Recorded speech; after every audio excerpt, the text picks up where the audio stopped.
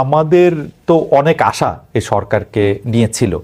এই বিপ্লবের মধ্যে যে যার জায়গা থেকে বিপ্লব বলেন, গণঅভ্যুত্থান বলেন, বা আপনি অনেক চিন্তাশীল মানুষ, অনেক বুদ্ধিমান মানুষ, আপনি আরো নানা ধরনের শব্দ বলতে পারবেন।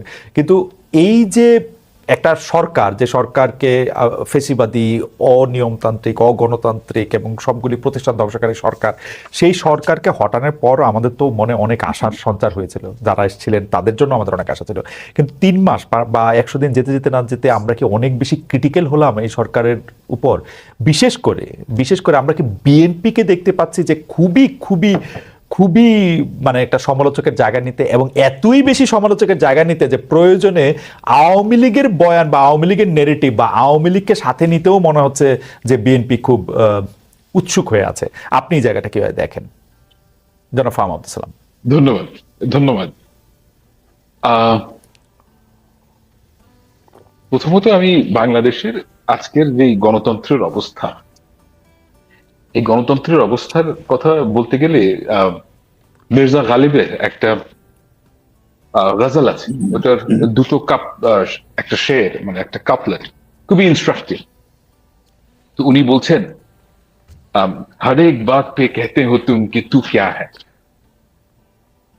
हर एक बात पे कहते हो तुम कि तू क्या है, तुम ही कहो कि ये अंदाज गुफ्तगू क्या है।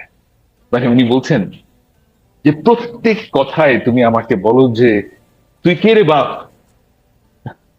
Now you tell me what kind of conversation is this? So আমাদের দেশে এখন সবাই, মানুষ খুব রেগে আছে, বুঝলেন, যে এই দেশ কোনো হিলিং এর ভিতর দিয়ে যায়। একটা অভ্যুত্থানের পরে এরকমই কিছু হওয়ার কথা বাংলাদেশে, তাই হচ্ছে। যে গণতন্ত্রের আমরা যে ফেরত আসছি, গণতন্ত্র কিন্তু কোনো, আমার কাছে মনে হয় না যে খুব একটা স্মুথ প্রসেস। এটার মধ্যে অনেক হিকাপ থাকবে, সমস্যা থাকবেই। এই সরকার আমাদের যে আশা, সেটা যে পূরণ করতে পারছে তা আমি মনে করি। এবং আমার ব্যক্তিগতভাবে আমি অনেক বেশি আশা করিও নাই প্রথম থেকে। এটার কারণ হচ্ছে যে বাংলাদেশের সব ইনস্টিটিউশন আওয়ামী লীগ ধ্বংস করে দিয়ে গেছে। এখান থেকে বের হতে আমাদের সময় লাগবে। আমাদের দেশের মানুষ খুবই অধৈর্য হয়ে গেছে। এর কারণ হচ্ছে যে সময়টা কঠিন। আর এর মধ্যে আপনি যে বিএনপির প্রশ্নটা বললেন, আমি ব্যাপারটা কি জানেন, যে ধরেন যারা বিএনপির নেতাদের সাথে কথা বলেন, আপনি যদি বাংলাদেশের ব্যবসায়ী মহলের কথা বলেন, তারা কিন্তু আসলে খুব একটা ভালো না।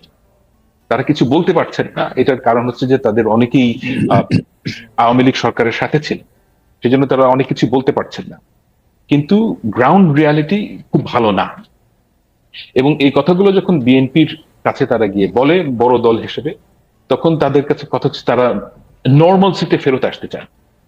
এখন এই নর্মালসি জিনিসটা হচ্ছে কি, বেসিকলি বাংলাদেশে কোনো লোকাল গভর্নমেন্ট নাই এই মুহূর্তে, মানে বাংলাদেশে ইউনিটারি গভর্নমেন্ট।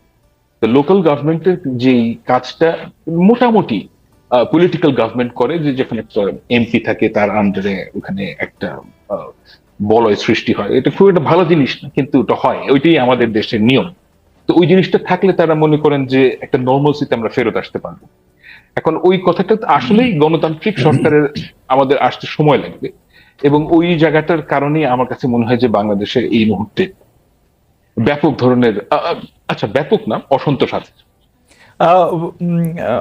জনাব সালাম, আপনি কি মানে বিএনপির অসন্তুষ্টিটা এই সরকারের উপর, বা বিএনপির যে এক ধরনের কেমন ক্ষোভের ভাষা এই সরকারের এগেনস্টে, সেইটা কি আপনি একটু ব্যাখ্যা করতে পারেন? আমরা প্রিন্স ভাইকে প্রায় কাছাকাছি ধরনের প্রশ্নই করব। আমার কাছে মনে হয় না যে বিএনপির কিছু অসন্তোষের কথা আছে। বিএনপি তো প্রতি জায়গায় বল, আমি তো দেখেছি উল্টা জিনিস। আমি তো বাংলাদেশের ইতিহাসে কোন সরকারকে, পলিটিক্যাল গভর্নমেন্টের এই ধরনের সাপোর্ট দেখিনি। প্রতিদিন তাদেরকে বলছেন যে আমরা এই সরকারের সাফল্য চাই, প্রতিদিনই বলেন। ওই কথাগুলো আসে না, কিন্তু আপনি যদি অ্যাকচুয়াল ভিডিওগুলো দেখেন, নেতারা তারেক জিয়া বলেছেন, আলমগীর সাহেব বলেছেন, তারা সবসময় বলছেন যে আমরা এই সরকারের সাফল্য চাই। এবং তারা তো আমার কাছে মনে হয় যে খুবই পজিটিভ এই ব্যাপারে। এই সরকারের সাফল্য আসলে কিভাবে মাপবে বিএনপি? মানে কি হলে সরকার সফল বলে বিএনপি মনে করবে? মানে দ্রুতই নির্বাচন আমার কাছে মনে হয়, আচ্ছা ব্যর্থতাটা কি এটা বলুন। হ্যাঁ। এটা এটা কখনো কখনো নেগেটিভ জিনিসটা বোঝাটা বেটার।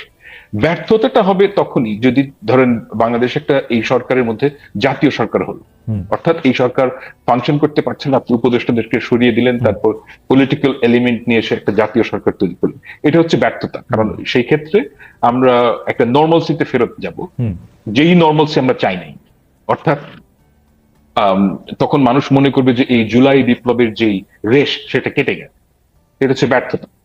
আর সাফল্যের কথা যদি বলেন যে কিভাবে আমরা নর্মালসিতে ফেরত যাব, অর্থাৎ একটা ইলেকশন হবে, একটা বাংলাদেশের যে সংস্কারগুলো কাজগুলো শুরু হবে।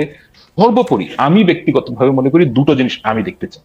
অন্য সব জায়গায় ব্যর্থতা আমি মানতে রাজি আছি, দুটো জায়গায় ব্যর্থতা মানা যাবে।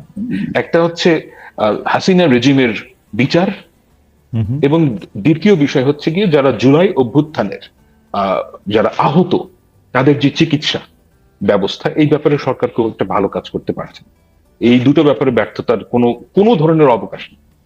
আচ্ছা, আমি আবার আপনার কাছে আসবো। যেমন ধরেন শেখ হাসিনার বিচার হওয়াটা তো একটা আইনি প্রক্রিয়া, উনার বিরুদ্ধে মামলা হয়েছে, সেটা কোর্টের মধ্যে থেকে যাবে, তার সাথে এটা শুনানি হবে, এটা প্রক্রিয়া।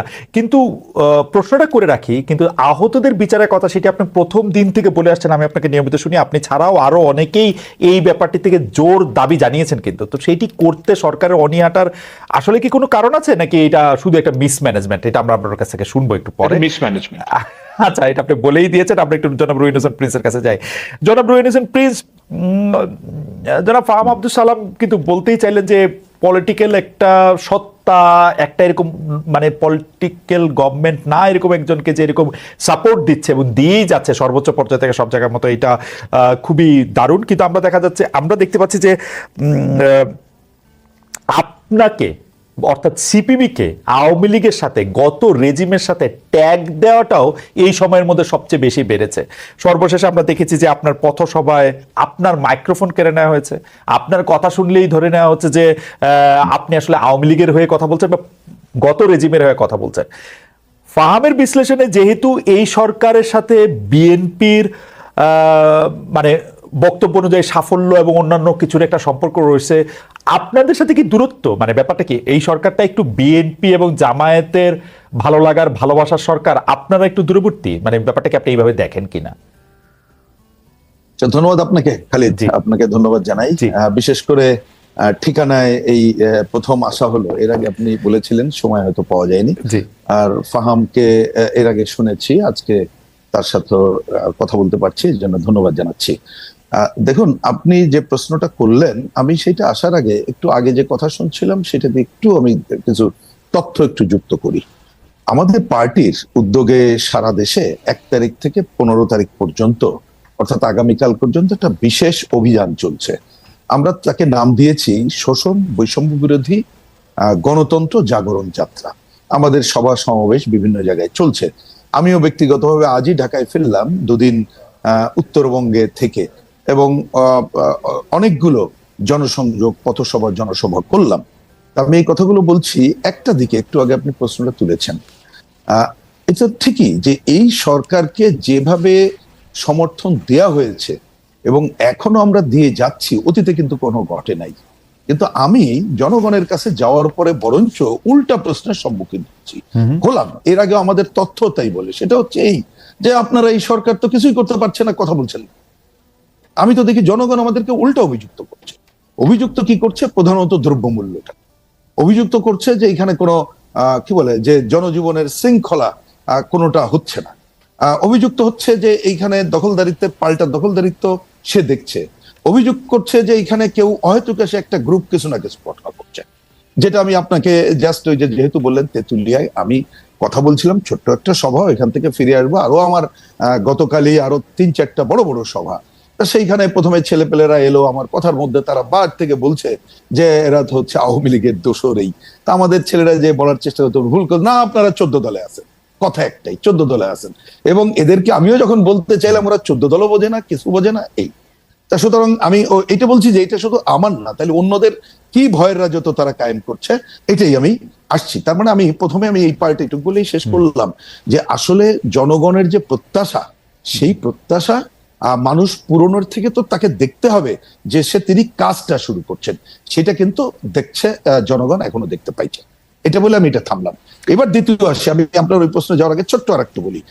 উনি ঠিকই বলেছেন যে নিশ্চয়ই আমরা তো কতগুলো জিনিস দেখেন, এই ঘটনার পরে প্রথম চাওয়াটা কি, যারা যে হাজার হাজার মানুষ শহীদের মৃত্যুবরণ করলো, আমার ছাত্র ইউনিয়নের বন্ধু তরুণ রিজভী, সে তো শহীদের জীবন দিয়েছে। আমার মানিকগঞ্জের ছাত্র নেতা জীবন দিয়েছে। আমাদের পত্রিকা আপনি জানেন একতা এক সময় কাজ করতো, কম্পোজিটর ছিল আতিক, সে জীবন দিয়েছে সরাসরি আমার দলেরও। কিন্তু তাদের পুনর্বাসনের বিষয় এবং আহতদের বিষয়টা এখনো কেন কোশ্চেন হিসাবে থাকবে? আমি আপনাকে একটা তথ্য দিই। এই যে গত মাসের 5 তারিখে আমরা যখন প্রধান উপদেষ্টার আমন্ত্রণে গেলাম বাম জোটের পক্ষ থেকে, আমরা লিখিত যে পয়েন্টগুলো দিয়েছিলাম তার মধ্যে আহতদের বিষয় ছিল। এবং আমি জিনিসটা ইন্টারেস্টিং শব্দটা চলে আসছে বলে বলি, আসলে ইন্টারেস্টিংটা কারেক্ট শব্দ না। আমাদের দেখলাম প্রধান উপদেষ্টা আমাদের অনেক আলোচনা যখন পাঠ করা হলো, উনি আহতদের বিষয়ে কি করছেন না করছেন এইটার একটা বর্ণনা দিলেন এবং তিনি নিজে বললেন, আমি আজকে দায়িত্ব নিয়ে আপনাকে বলছি, তিনি বললেন যে আমরা যত কাজ করছি এগুলো প্রচার প্রপাগান্ডা হয় না, আমাদের মেকানিজমের দুর্বলতা। আমরা একটু হেসে দিয়ে বললাম, বলেন কি?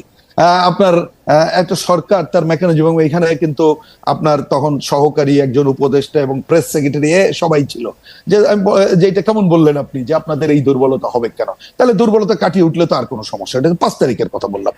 এই জায়গাগুলো আপনি বলছেন যে ডক্টর ইউনূস বলছেন যে আহতদের ব্যাপারে যা যা কিছু করা দরকার বেশিরভাগ ক্ষেত্রে এই উদ্যোগ নেওয়া হচ্ছে এবং এই উদ্যোগগুলি যথেষ্ট পরিমাণে আসছে না, মানে উনি বলেছেন 5 তারিখে একেবারে 5 তারিখ, গত মাসের 5 তারিখের কথা বললাম।